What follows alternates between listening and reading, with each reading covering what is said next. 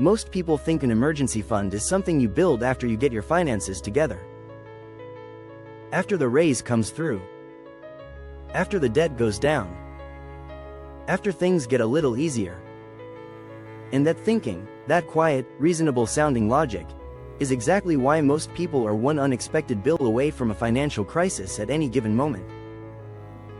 The car breaks down. The tooth needs pulling. The landlord raises the rent with 30 days' notice. The job disappears on a Friday afternoon with no warning and no severance. And the people who weather those moments without their entire financial life collapsing are not the people who earned more. They are the people who built the fund before they thought they could afford to. Today we are doing this in 7 steps, built specifically for people on low incomes, people who have tried to save before and watched the money disappear, and people who are tired of being told to simply spend less on coffee as if that is the insight that was missing. This is practical, honest, and designed for real life, not the version of life where every month is predictable and nothing unexpected ever arrives. Stay with us through all 7 steps because step 5 is the one that changes how you think about this entire process permanently. Step 1. Define what your emergency fund actually needs to be before you save a single penny. You need to know what you are saving toward. And most people skip this step entirely, which means they are building toward a vague target that never feels close enough to be motivating and never feels achieved even when progress is real. The standard advice is 3 to 6 months of living expenses. That is the number financial advisors have been quoting for decades, and it is a good long-term target. But for someone on a low income who is starting from zero, 3 to 6 months of expenses can feel so far away that it stops feeling like a goal and starts feeling like a joke. So we are going to break this down differently. Your first target is not 3 months of expenses. Your first target is 1 month of your most critical expenses only. Not your full lifestyle. Not every subscription and habit and preference. Just the non-negotiables, rent or mortgage, utilities, basic food, essential transport, and any medical costs you cannot function without. Calculate that number specifically. Write it down. That is your initial emergency fund target, and it is likely a significantly smaller and more reachable number than the full 3 to 6 month figure. Once you hit that number, you expand the target. But you start there. A real, defined, written down number that your brain can work toward because it is concrete rather than abstract. Vague goals produce vague effort. Specific numbers produce specific action. Step 2. Open a separate account and make it slightly inconvenient. This step sounds almost too simple to be worth mentioning. It is not. It is one of the highest leverage moves in this entire process, and the psychology behind it is well documented. Your emergency fund cannot live in your regular checking account. If it does, it will not survive the first month. Not because you lack discipline, but because the human brain does not distinguish between available money and saved money when they are sitting in the same place. The balance looks the same. The card draws from the same pool. One stressful week in the boundary between emergency savings and general spending becomes a suggestion rather than a wall. Open a separate savings account, ideally at a different bank from your main account, so that transfers take a day or 2 rather than being instant. That small amount of friction is not an obstacle. It is the feature. It gives you a pause between the impulse to spend the fund and the ability to access it. Most financial emergencies that people raid their savings for are not actually emergencies. They are inconveniences that feel urgent in the moment and feel manageable a day later.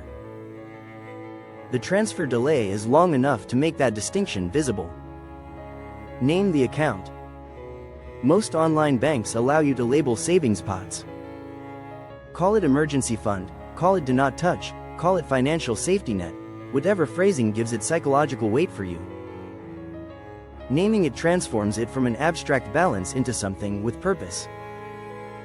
And purpose makes it harder to spend. Step 3. Find your first $20 or £20, not $100. Not whatever the budgeting books tell you is the right amount to start with. 20.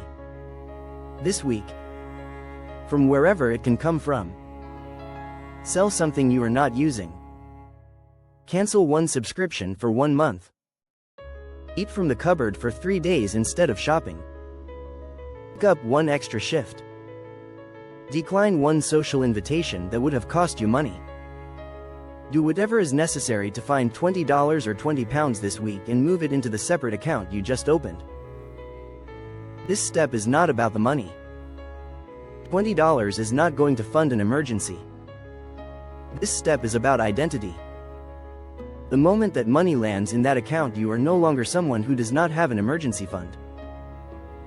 You are someone who is building one. That shift in identity is more valuable than the $20 because identity drives behavior in a way that intention alone never does. You start making decisions consistent with who you now are rather than who you were trying to become. The first deposit is the hardest one. Not because finding $20 is genuinely difficult, but because it requires deciding that this is real, that it starts now, and that you are the kind of person who does this. Make that decision. Move the money. Watch the identity shift follow. Step 4. Automate the smallest amount you can commit to without lying to yourself, not the amount you think you should save. Not the amount that sounds responsible when you say it out loud to another person. The amount that you can actually, honestly, sustainably move into your emergency fund every single week or month without failing when the month gets difficult. For some people that is $50 a month. For some it is 20. For some it is 10. The number does not matter at this stage. Consistency matters. A $10 automatic transfer that runs every month without fail for 2 years is worth incomparably more than a $100 transfer that runs 3 months and then stops because it was unsustainable. Set automation through your bank's standing order or scheduled transfer feature. Set it to trigger the day after payday so it moves before your spending habits have a chance to absorb the money. And then leave it alone. Do not think of it as money leaving your account. Think of it as a bill being paid to your future self, who will be extremely grateful when something breaks or disappears or goes wrong and there is a fund waiting rather than a crisis. When your income increases, even slightly, increase the automatic transfer before you adjust your lifestyle upward. This is the move that separates people who build savings on low incomes from people who wait until they earn more. Every income increase is an opportunity to widen the gap between what you earn and what your lifestyle costs. Take it every single time. 4 steps. 1 count. 1 automatic transfer. 1 windfall rule. 1 written definition of what an emergency actually is.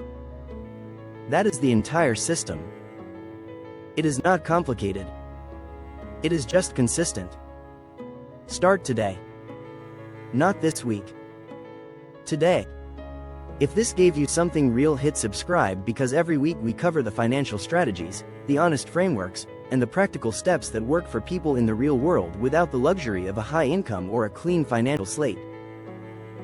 Share this with someone who needs to hear it. And drop a comment below telling us where you are starting from, 0, halfway there, or rebuilding after a setback. This community shows up for all of it. We will see you in the next one.